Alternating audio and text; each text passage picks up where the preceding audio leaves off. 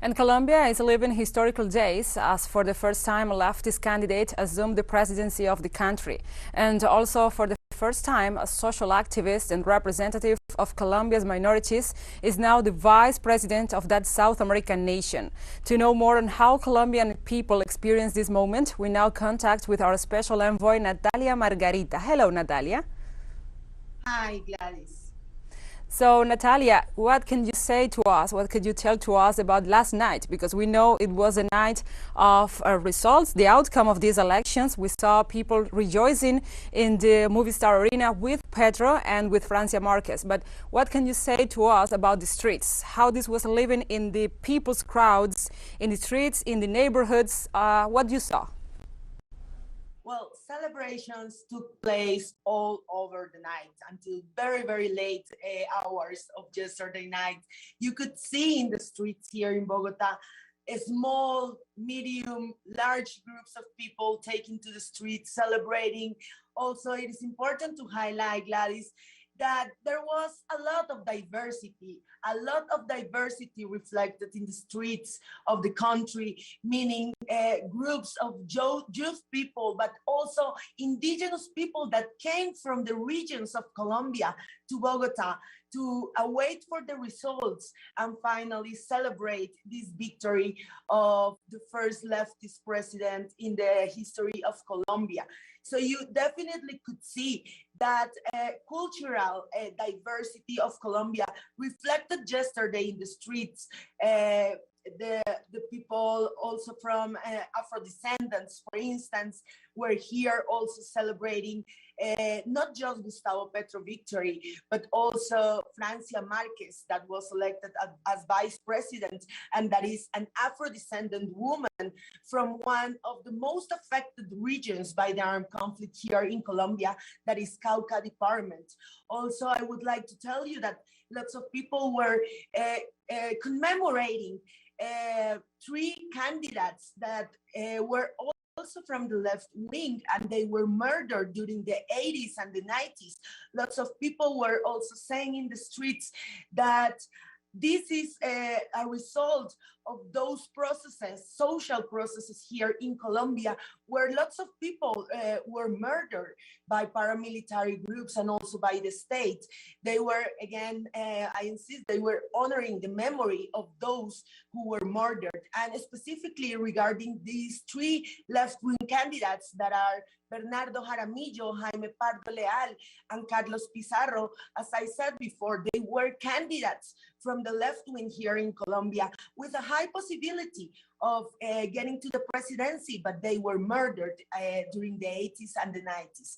Also, today I can tell you that there is an ambience also of lots of calm and tranquility here in Colombia, as yesterday all different sectors, political and social sectors here in Colombia, acknowledge the results and acknowledge the victory of Gustavo Petro and Francia Marquez. Even those extreme right-wing sectors already acknowledge these results of the presidential election, and this is something that is giving lots of calm and tranquility in the ambience. No one is talking about electoral fraud. Everyone, I insist, have acknowledged the results since yesterday. So this is also something that gives calm. And finally, I would also like to highlight something that many sectors have been highlighting here in Colombia, and is the fact of the very, very high participation of citizens here in Colombia yesterday. A little bit more than 22 million of Colombians went to the polls. This means that 58% of the 39 millions of Colombians that were eligible to vote. And this is a historical participation. In no other presidential elections in Colombian history, we have had this high level of participation. So definitely what we can say is that yesterday it was a very good day for democracy here in Colombia, Gladys. Yes, indeed. Natalia, you were mentioning something really, really important, and I think is vital to explain this process in Colombia. You were mentioning the three candidates of the left that were murdered in their campaign time.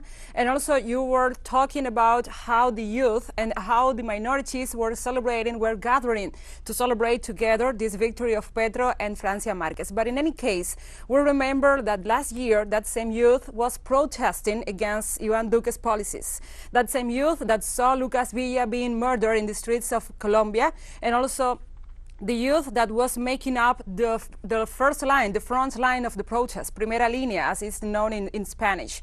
So what can you say? Is this a victory of the youth? Is this a victory of young people? Is young people betting their hopes and better their dreams in Francia Marquez and Gustavo Petro? This is a victory of all the youth included, of course, but all different sectors, Gladys, here that have never seen themselves represented in any other government in the history of Colombia. This is definitely a political change here in Colombia. We have never had a progressive or left-leaning government here, and there have been lots of sectors here excluded of all government plans that we had before. I would like to highlight the youth, as you said, and we could see yesterday lots of young people that are seeing with hope this new possibility that we're starting this year with this new government, but also indigenous sectors. This was really important. We have here in the Indigenous Guard of the Cauca Department, and yesterday in the Movistar Arena, they came to celebrate and to accompany both Gustavo Petro and Francia Marquez in this first discourse after being elected, but also the Afro-descendants, but also the poor, but also those people that live in all those areas that have been historically abandoned by Colombian state. We have to remember that on most of the rural areas of Colombia, they don't have access to public education, they don't have access to public health care, they don't have really anything to guarantee the minimum conditions to live with dignity here in Colombia. And all those sectors are now seeing the possibility of finally having their own voice and being taken into account in this new government that we start. And as you said also, the process that we have experienced during last year with this massive protest, social protest here in Colombia, that were protesting, of course, against this government, the current government of Iván Duque, but in general, this was a protest against all these governments, because let's remember that before Iván Duque, we have, since 2002, basically, we have had all the first Álvaro Uribe Vélez as a president, but secondly, all the candidates that he have choose to be the successors of this political movement of Uribe. And basically what people were protesting and the youth were protesting last year was against all these traditions of governance here in Colombia, not just Iván Duque, but all the governments we have had, specifically also since 2002 with Álvaro Uribe Vélez. So I could tell you what I saw yesterday really in the streets was basically lots of hope. This is how I would resume the mood in the streets, hope, and especially hope among the youth and among the poor and among all social excluded sectors. Yes, Natalia. So if you have hope, I congratulate you, and I congratulate all the people that voted for Petro and now is just celebrating. Thank you. So thank you, Natalia, for this report.